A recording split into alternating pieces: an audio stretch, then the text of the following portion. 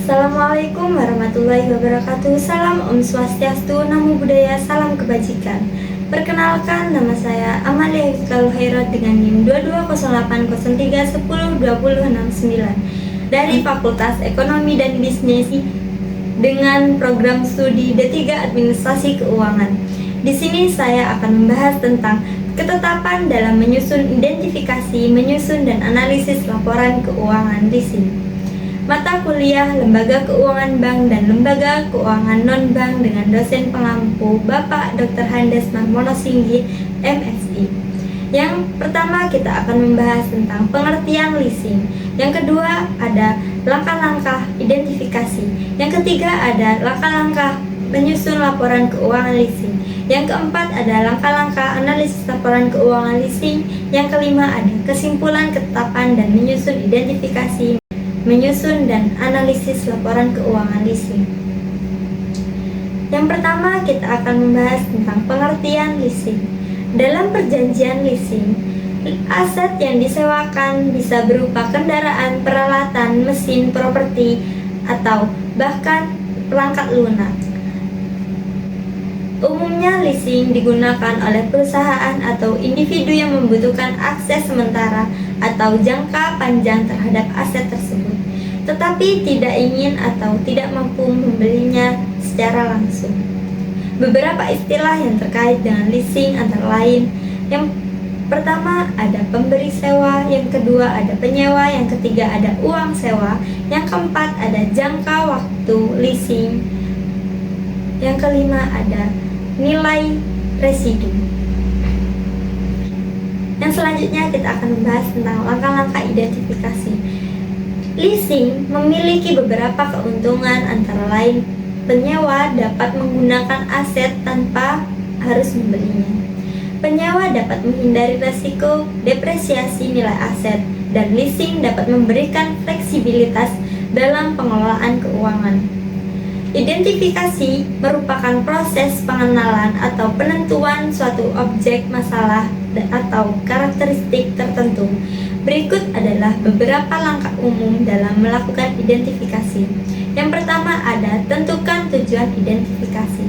Jelaskan dengan jelas tujuan atau objektif dari proses identifikasi yang akan dilakukan. Yang kedua ada kumpulkan informasi. Lakukan pengumpulan informasi terkait dengan objek atau masalah yang akan diidentifikasi. Yang ketiga ada identifikasi ciri-ciri penting.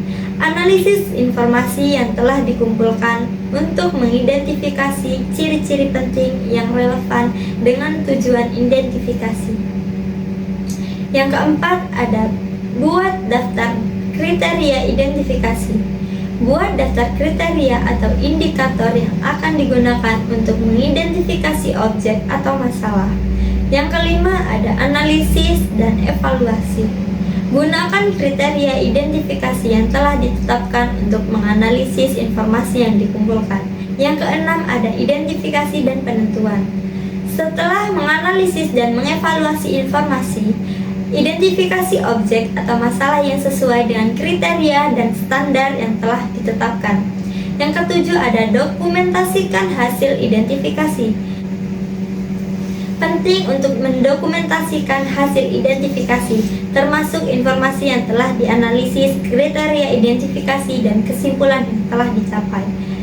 Yang selanjutnya kita akan membahas tentang langkah-langkah menyusun laporan keuangan leasing. Langkah-langkah umum dalam menyusun laporan keuangan leasing yaitu: yang pertama ada identifikasi informasi yang dibutuhkan. Tentukan jenis informasi yang perlu disertakan dalam laporan keuangan leasing. Yang kedua ada kumpulkan data dan dokumen.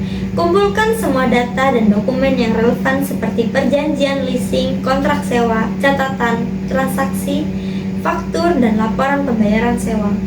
Yang keenam ada identifikasi kategori akun. Tentukan kategori akun yang akan digunakan dalam laporan keuangan leasing. Yang keempat ada pemrosesan data. Olah data yang dilakukan dengan menggunakan perangkat lunak akuntansi atau spreadsheet untuk menghasilkan informasi yang diperlukan dalam laporan keuangan. Yang keenam ada menyusun laporan keuangan. Susun laporan keuangan leasing dengan menggunakan format yang sesuai seperti laporan laba rugi, neraca, dan laporan arus kas. Yang keenam ada verifikasi analisis. Periksa kembali laporan keuangan untuk memastikan keakuratan dan konsisten data. Yang ketujuh ada penyajian laporan. Sajikan laporan keuangan leasing dengan jelas dan terstruktur. Yang kedelapan ada pengecekan kepatuhan. Pastikan bahwa laporan keuangan leasing memenuhi persyaratan dan standar akuntansi yang berlaku. Yang kesembilan ada review dan koreksi. Tinjau kembali laporan keuangan leasing secara menyeluruh untuk memastikan tidak ada kesalahan atau kekurangan. Yang ke-10 ada distribusi laporan. Bagikan laporan keuangan leasing kepada pihak-pihak yang berkepentingan, seperti manajemen perusahaan, pemilik modal, audit, atau pihak lain yang relevan. Yang selanjutnya adalah langkah-langkah analisis laporan keuangan leasing. Beberapa langkah-langkah umum dalam melakukan analisis laporan keuangan leasing. Yang pertama ada pahami tujuan analisis. Tunjukkan tujuan analisis Anda. Apakah Anda ingin mengevaluasi kinerja keuangan leasing, mengidentifikasi tren, membandingkan dengan industri atau pesaing, atau melakukan penilaian pada risiko? Yang kedua ada tinjau struktur laporan keuangan. Periksa laporan keuangan leasing untuk memahami struktur dan isi setiap bagian. Yang ketiga ada analisis rasio keuangan. Gunakan rasio keuangan untuk mengevaluasi kinerja keuangan leasing. Rasio keuangan yang relevan. Gunakan rasio keuangan untuk mengevaluasi kinerja keuangan leasing.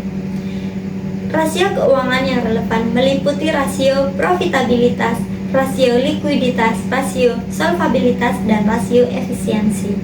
Yang keempat ada analisis tren. Perhatikan tren keuangan leasing dari tahun ke tahun. Bandingkan angka-angka dalam laporan keuangan selama beberapa periode untuk mengidentifikasi perubahan atau tren yang signifikan. Yang kelima ada bandingkan dengan industri atau peers konkuren. Lakukan perbandingan laporan keuangan leasing dengan pesaing atau industri secara umum. Yang keenam ada resiko. Tinjau resiko yang mungkin terkait dengan perjanjian leasing dan laporan keuangan. Yang ketujuh ada interpretasi temuan. Setelah menganalisis laporan keuangan leasing, interpretasikan temuan Anda. Identifikasi kekuatan dan kelemahan faktor yang mempengaruhi kinerja keuangan dan potensi resiko. Yang kedelapan ada buat rekomendasi. Jika relevan, berikan rekomendasi berdasarkan hasil analisis. Rekomendasikan tindakan yang dapat diambil untuk meningkatkan kinerja keuangan leasing, mengatasi risiko, dan memanfaatkan peluang yang teridentifikasi. Yang kesembilan ada komunikasikan hasil. Sajikan hasil analisis Anda dalam bentuk laporan atau prestasi. Jelaskan temuan Anda dengan jelas dan sampaikan rekomendasi yang diberikan kepada pihak yang berkepentingan, seperti manajemen perusahaan, pemilik modal, atau tim keuangan. Yang ke-10 adalah pantau dan tinjau kembali. Setelah analisis dilakukan, penting untuk memantau kinerja keuangan leasing secara teratur dan melihat kembali analisis yang telah dilakukan. Yang selanjutnya adalah kesimpulan ketepatan dalam menyusun identifikasi, menyusun, dan analisis laporan keuangan leasing. Ketepatan dalam menyusun identifikasi dan menyusun laporan keuangan leasing sangat penting untuk mendapatkan pemahaman akurat dan kondisi keuangan. Untuk mendapatkan pemahaman yang akurat tentang kondisi keuangan perusahaan leasing, menyusun identifikasi dengan benar memungkinkan Anda untuk mengidentifikasi masalah atau objek yang tepat, mengumpulkan informasi yang diperlukan, dan menetapkan kriteria yang relevan untuk analisis selanjutnya. Kesimpulannya adalah ketepatan dalam menyusun identifikasi dan menyusun analisis laporan keuangan leasing sangat penting untuk mendapatkan pemahaman yang akurat tentang kondisi keuangan perusahaan leasing. Dengan melakukan langkah-langkah dengan cermat dan teliti, Anda dapat menghasilkan informasi yang relevan, memahami kondisi keuangan perusahaan, dan membuat keputusan yang berdasarkan fakta dan data yang baik. Sekian yang mungkin saya sampaikan. Bila ada tutur kata yang kurang berkenan, saya mohon maaf sebesar-besarnya. Wassalamualaikum warahmatullahi wabarakatuh.